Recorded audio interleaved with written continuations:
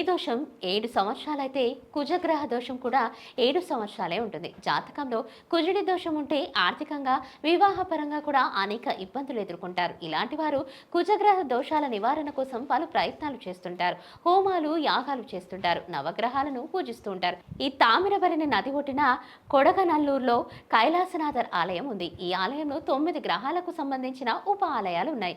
ఇందులో ప్రధానమైనది కుజగ్రహ ఆలయం. కుజుడు 5 తలల సర్పం విగ్రహం ఉంటుంది. ఆ విగ్రహం కింద గౌరీదేవి నిలబడి ఉంటుంది. కుజగ్రహ దోష నివారణ కోసం ఈ విగ్రహాన్ని ప్రధానంగా పూజిస్తారు.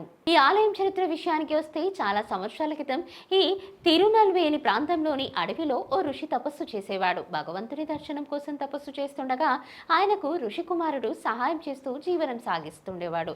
ఎవరితోనూ ఎలాంటి ఇబ్బందులు లేకుండా ప్రశాంతమైన వాతావరణంలో తపస్సు చేస్తుండగా ఓ రోజు ఆ ప్రాంతాన్ని పరిపాలించే రాజకుమారుడు అటవీ ప్రాంతంలోకి వచ్చాడు. ఋషిని చూసి తాను తలపెట్టిన యజ్ఞానికి సహాయం చేయమని కోరుతాడు. అయితే ఋషి తపస్సులో లీనమై ఉండటంతో యువరాజు చెప్పిన మాటలు ఆయనకు వినిపించవు. దైవ ధ్యానంలోనే ఉండిపోతాడు. చాలాసేపు యువరాజు ఋషిని లేపేందుకు ప్రయత్నిస్తాడు. కానీ ఆయన తపస్సు నుంచి బయటకు రాడు. దీంతో కోపగించుకున్న యువరాజు అడవిలో చచ్చిపడిన పామును తీసుకొచ్చి ఋషి మెడలో వేసి వెళ్లిపోతాడు. కాసేపటి తర్వాత తిరిగొచ్చిన ఋషి కుమారుడు ఆ దృశ్యాన్ని చూసి ఆశ్చర్యపోతాడు. ఆగ్రహంతో ఊగిపోతాడు. తన దివ్య దృష్టితో జరిగిన విషయాన్ని గమనించి రాజు వద్దకు వెళ్లి తన తండ్రికి జరిగిన అవమానం గురించి చెప్పి పాము కాటుకు బలి అవుతావని రాజుని శపించి వెళ్ళిపోతాడు. ఈ విషయం తెలిసిన యువరాజు పాములకు ప్రవేశం లేకుండా దుర్భేద్యమైన కోటను నిర్మిస్తాడు. అందులో తన తండ్రిని ఉంచుతాడు. కొన్ని రోజుల తర్వాత రాజు మామిడి పండును తింటుండగా ఆ పండులోంచి ఓ పాము బయటకు వచ్చి కాటేస్తుంది. అంతే, ఆ రాజు మరణిస్తాడు. మునికుమారుడి శాపం కారణంగా పాము రాజును కాటేస్తుంది. అయితే తాను చేసిన పాపం నుంచి విముక్తి పొందడానికి ఆ పాము శ్రీ మహావిష్ణువు గురించి తపస్సు చేస్తుంది. కాగా విష్ణువు ప్రత్యక్షమై శివుణ్ణి పూజించడం ద్వారా పాపం తొలగిపోతుందని చెప్తాడు. వెంటనే ఆ పాము తిరిగి మహాశివుడికి పూజలు చేసి పాపం నుంచి విముక్తి పొందుతుంది. పాముకు పాపం నుంచి విముక్తి కల్పించడం కోసం శివుడు కైలాసం నుంచి వచ్చాడు కాబట్టి ఈ ఆలయాన్ని కైలాసనాథర్ ఆలయం అని పేరు పెట్టినట్లుగా పురాణాలు చెప్తున్నాయి.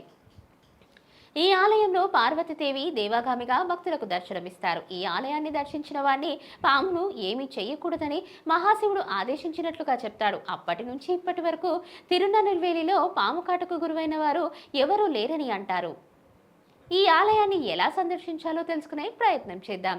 కైలాసనాథర్ ఆలయంలో ఎటువంటి ధ్వజస్తంభం, బలిపీఠం, విగ్రహాల పరివారాలు ఉండవు. ఇక్కడ ద్వారపాలకులుగా వినాయకుడు, మురుగన్ విగ్రహాలు ఉంటాయి. మంగళవారం రోజున పెద్ద సంఖ్యలో భక్తులు ఈ ఆలయాన్ని దర్శిస్తుంటారు. మంగళవారం రోజున భగవంతుడికి పప్పును ప్రసాదంగా సమర్పిస్తారు. ఎర్రటి దుస్తులు ధరించి కుజుడిని పూజించాలని పండితులు చెప్తున్నారు. ఇక్కడ స్వామివారిని పూజించడం వలన పదే పదే వాయిదా పడుతూ వస్తున్న వివాహాల్లోని అడ్డంకులు తొలగిపోతాయి. ఆలయంలోని నంది విగ్రహానికి పసుపు దారాన్ని దండగా చేసి వేయాలి. ఇలా చేయడం వలన వివాహంలో దోషాలు తొలగిపోయి త్వరగా వివాహం జరుగుతుంది.